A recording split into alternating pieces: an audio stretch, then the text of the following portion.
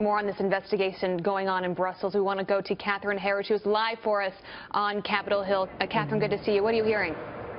Well, Abby, I've just come back with a briefing from reporters with the Republican chairman of the House Intelligence Committee, Devin Nunes, and what he's told reporters is that based on the totality of the evidence, he sees clear connections between the Paris attackers last November and this group in Brussels this week.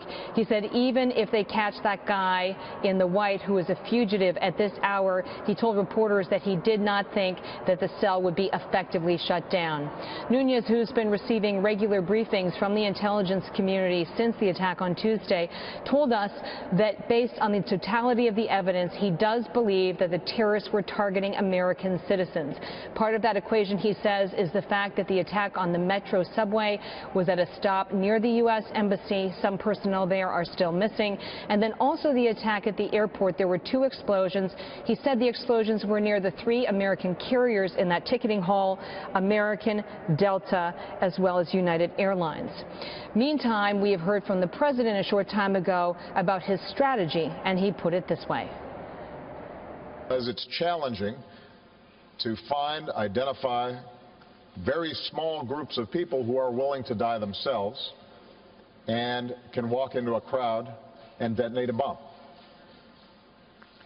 And my charge to my team is to find every strategy possible to successfully reduce the risk of such terrorist attacks, even as we go after their beating heart in places like Iraq and Syria.